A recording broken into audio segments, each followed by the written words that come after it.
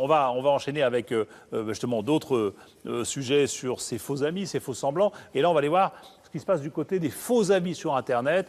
J'imagine que vous regardez un petit peu sur Internet avant de choisir un restaurant, un hôtel, un voyage, etc. Eh bien, sachez que ces avis sont quelquefois authentiques. Il s'agit d'internautes qui échangent leurs impressions, mais il s'agit quelquefois aussi de faux avis. Et des gens se sont spécialisés et font payer leurs avis. Les plus grands fabricants de faux avis se trouvent à Madagascar. C'est là-bas que Romain Boutilly, Michael Cario et Alexis Guillot se sont donc rendus.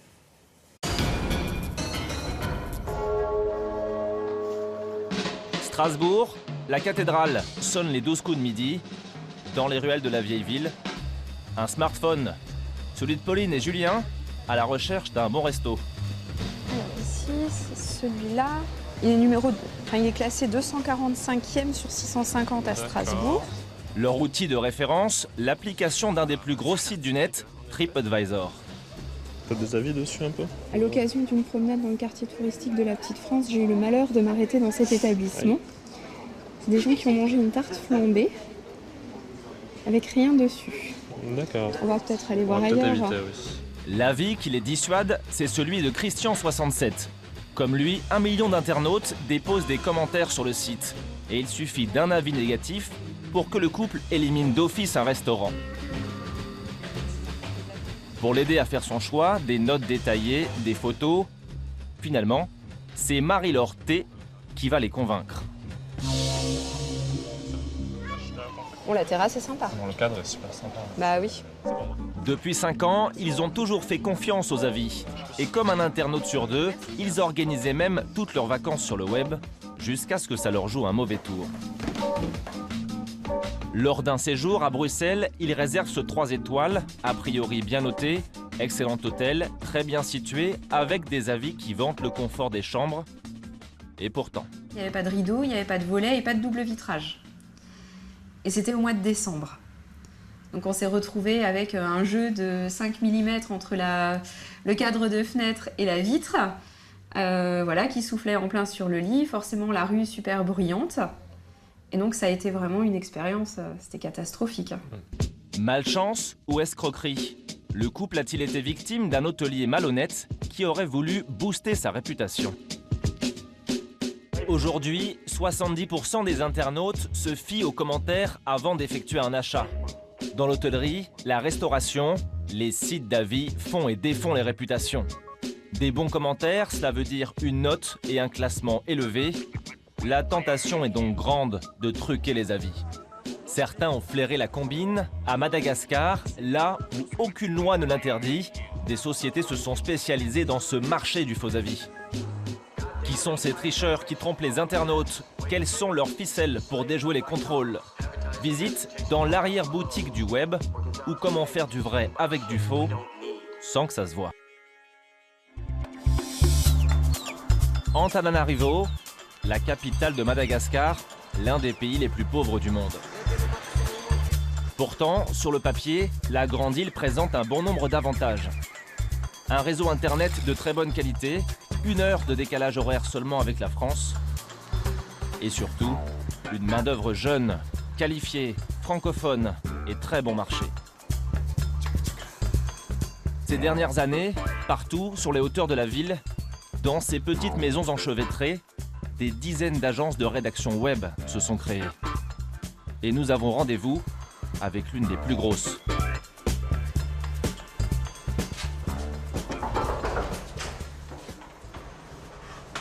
Bonjour.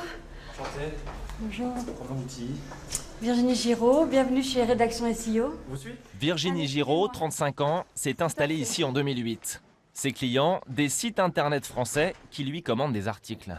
Voilà une partie des rédacteurs et correcteurs. En tout, une quarantaine d'opérateurs, une sorte de rédaction low cost avec ses services. Là, vous avez le pôle voyage. Et puis après, de l'autre côté, vous avez le pôle actualité, plus tourné vers l'actualité ou les communiqués de presse. Des articles sur des sites d'infos spécialisés français, mais rédigés par des jeunes malgaches pour 5 € par jour. Et encore plus surprenant, des guides touristiques en ligne. Alors là, c'est un texte qui parle de Prague. Et il est censé faire quoi? Parler en bien du pays? Oui, ben, c'est pour des gens qui vont aller là-bas. Donc, il explique Prague, les bons plans, les monuments à visiter, les bons coins, les bons restaurants. Par exemple, ce jeune homme-là, il connaît bien Prague. Est-ce qu'il a déjà été à Prague, par exemple? Comment vous faites alors? Je m'informe sur les sites officiels.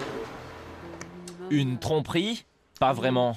Tant que l'auteur ne joue pas les faux clients, tant qu'il ne fait pas la promotion d'un hôtel ou d'un restaurant, il est dans les règles. Un billet de la main-d'œuvre pas cher, il faut quand même. Tout ce qu'on fait est absolument légal. Il n'y a aucun moment où ici les gens se font passer pour des consommateurs? Absolument pas. On ne fait pas de chat, on ne fait pas de forum, on ne fait pas de faux avis. Non, non, non, non. On fait uniquement de la rédaction et de la rédaction de qualité. Mais alors, peut-on, en y mettant le prix, trouver des agences qui rédigent des faux avis? À Madagascar, on nous assure que oui. Pour rencontrer ces patrons d'agence, mieux vaut se faire passer pour un hôtelier. Le lendemain matin, nous avons rendez-vous près d'un marché, en caméra cachée. Et voici le directeur. Roméo, enchanté. Merci. Bonjour. On vous suit? Oui. Ouais. Le patron vient nous chercher en personne. Notre groupe est censé représenter 40 hôtels. À ses yeux, nous sommes donc un gros client. Bonjour. À 30 ans, ce jeune patron emploie déjà une trentaine de malgaches, guère plus âgés que lui. Tous diplômés, bac plus 3 minimum. Bonjour. Enchanté.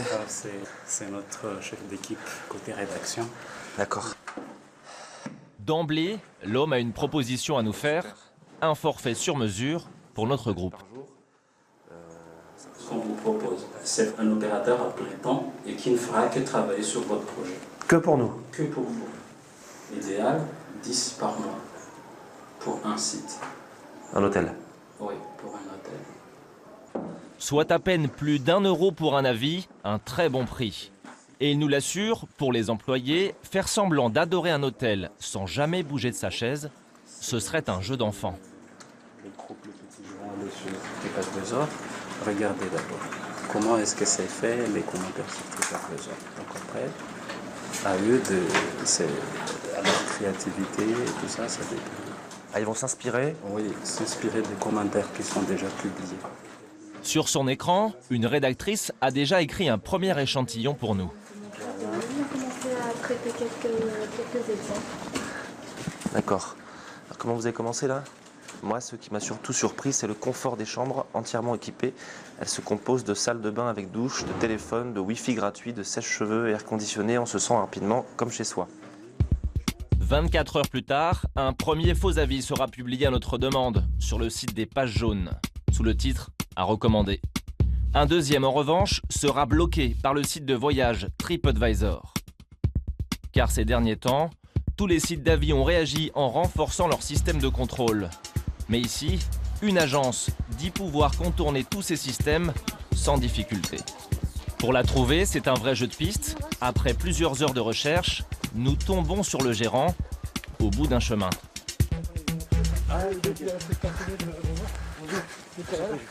C'est un franco-américain. Installé ici en 2004, il prétend être un ancien diplomate. Sous ses ordres, une cinquantaine de salariés. L'homme se vante d'avoir une méthode parfaite pour piéger le site TripAdvisor. Ouais. Son credo, ne pas être trop gourmand. On fait les choses prudemment, on force pas. Comment ça? On va admettre que vous avez l'hôtel qui s'appelle l'hôtel du Lac. Ouais. L'hôtel du Lac, il a un avis TripAdvisor, bon ou mauvais, par semaine. Ouais. Si vous passez à 2 avis par semaine régulièrement, ça va mettre la puce à l'oreille, quoi. Le premier mois, on va mettre 3 avis. Le mois d'après, on mettra 6 avis. C'est une progression qui est... Faire plus, à mon avis, c'est dangereux. Ça marcherait pas. Ça serait blacklisté. Pas blacklisté, ça vous mettrait dans le mur direct. Encore plus fort, le franco-américain nous suggère une solution pour affaiblir nos concurrents. Je comprends. C'est quoi la meilleure solution du coup? Moi, je peux le faire pour sa concurrence. C'est-à-dire? Je peux mettre 10 avis en signant pour son concurrent. Son concurrent va se prendre une lettre de TripAdvisor si vous continuez. on n'accepte plus vos avis. D'accord. Ou on met que vos avis sont suspects. Et là, il est mort. Et pour éviter de se faire repérer, l'homme a mis au point un système de brouillage sophistiqué. Des serveurs écrans qui lui permettent de faire croire que les avis arrivent du monde entier. On appelle cela des proxys. On a 100 proxys. Donc on a 27 proxys en France, 5 en Belgique, 5 en Allemagne, 5 en Suisse, une vingtaine aux États-Unis, une dizaine au Royaume-Uni, 4 ou 5 en Chine. Avec sa méthode imparable, il affirme attirer jusqu'à 3 nouveaux clients par semaine. Parmi les plus gros, une chaîne de restaurants implantée en France. Pour elle, les Malgaches ont posté plus de 150 avis sur plusieurs sites en utilisant des pseudos différents. Charlotte 9, Nadia 13 et Sandra G sur TripAdvisor. Tout est fait pour se sentir dans un autre monde. De la décoration jusqu'à la tenue du personnel, on a pu apprécier le mode de vie et les plats américains.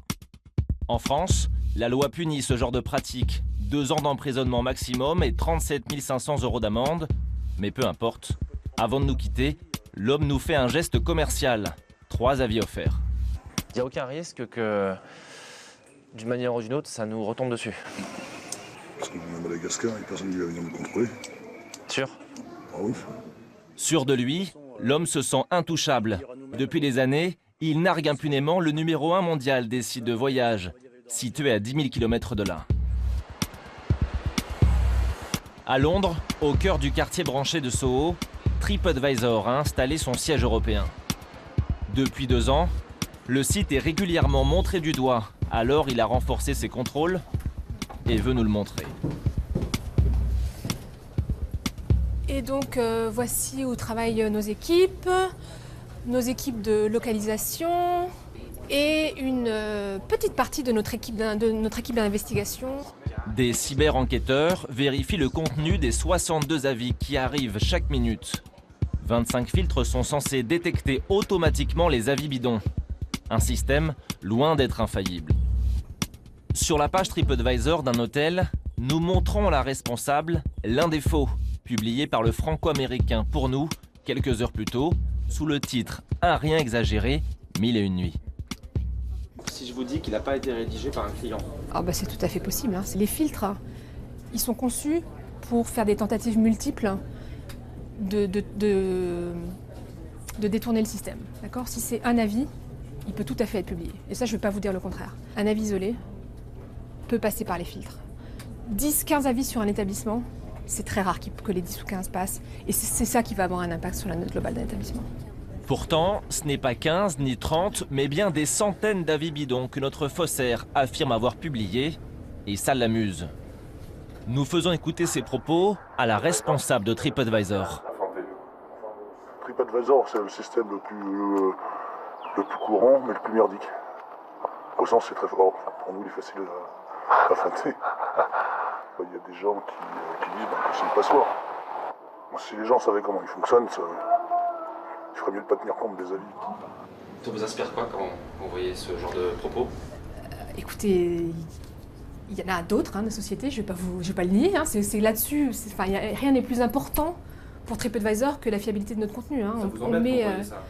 Ça nous embête, c'est malheureusement la réalité. C'est la fraude qui existe, comme vous avez de la fraude à la carte de crédit. Est-ce que vous allez arrêter d'utiliser votre carte de crédit pour autant? Probablement pas. À en croire TripAdvisor, quelques faux commentaires ne porteraient pas atteinte à la crédibilité du site. Pourtant, depuis quelques mois, une autre dérive a vu le jour, des faux avis de vrais clients. Dans le Var, à 2 pas du port de Sanary-sur-Mer, le Grand Hôtel des Bains. Ces derniers temps, son directeur Pascal Bataillé est sur les nerfs. 3 fois qu'il est victime de la même pratique. Un couple qui loue une chambre et juste avant de payer, fait une réclamation d'un nouveau genre.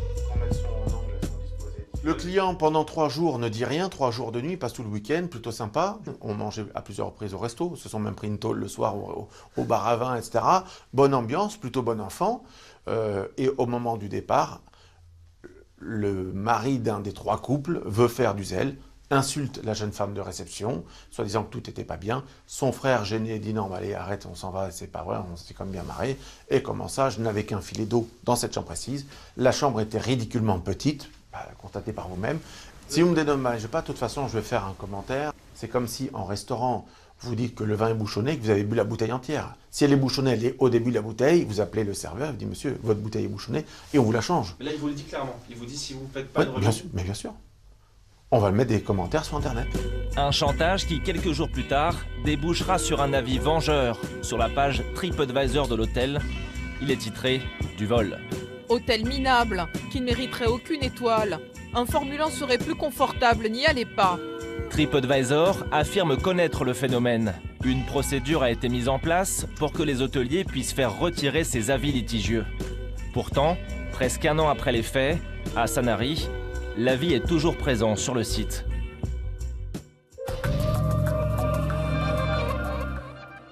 Voilà, et après cette enquête de Romain Boutillier et de Michael Carriot, retour au Grand Palais, dans cette illusion totale, avec vous, Lionel Abbas, que vous êtes le PDG de Terre d'Aventure, hein, une agence de voyage, si je puis dire.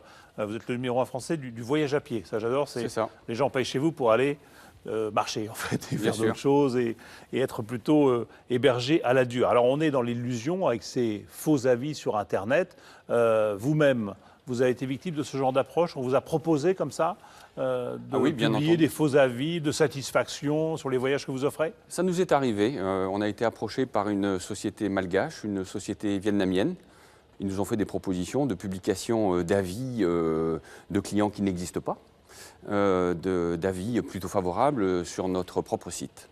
Il vous dit ça, il vous dit si vous voulez, on peut vous faire des super avis élogieux sur les voyages que vous proposez, et ça coûte 2 euros l'avis. Ça coûte effectivement entre 1 euro et 2 euros l'avis, voilà.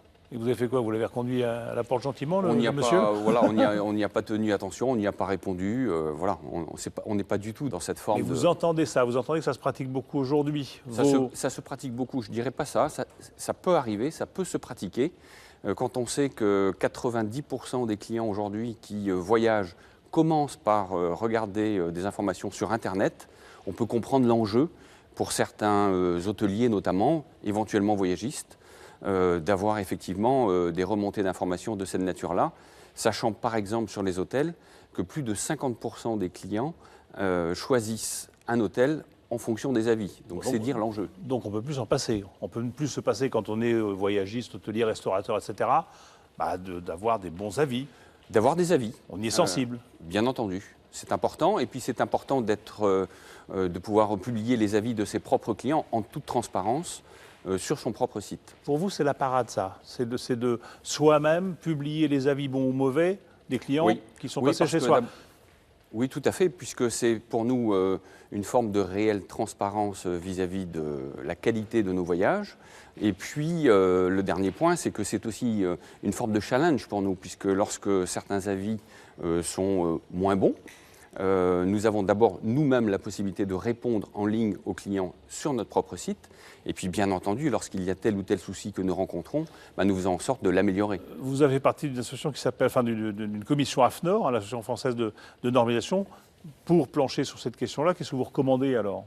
Alors, il est clair qu'avec ces avis, ces faux avis, l'AFNOR, qui est l'agence française de normalisation, a réuni l'ensemble des professionnels de ce métier-là pour essayer de définir une charte valable au sein de tous les hôteliers, de tous les tours opérateurs, pour combattre ces faux avis, avec des règles assez strictes, notamment une règle qui consiste à demander à tout moment à un client qui aurait posé un avis une preuve d'achat du voyage. Et puis le travail de l'AFNOR est de venir auprès des hôteliers, auprès des tours opérateurs, contrôler le travail, le processus de diffusion des avis. Voilà. Bon. Et en même temps, à contrario, est-ce que cette histoire d'avis sur Internet, ça vous a pas un peu boosté, vous, les professionnels, en vous disant attention, si je fais des bêtises, ça va se voir? Si la prestation n'est pas à la hauteur, ça va se voir. Complètement, et moi je trouve ça très bien. Ça va quand même très loin aujourd'hui. Vous êtes client, vous avez la possibilité de faire des remarques. Ces remarques sont publiées. Si elles ne sont pas bonnes, elles sont publiées. Et évidemment, en tant que tour opérateur, ça nous oblige à être d'améliorer la transparence et d'améliorer dans le jugement. Complètement. Et ce sont des vrais avis.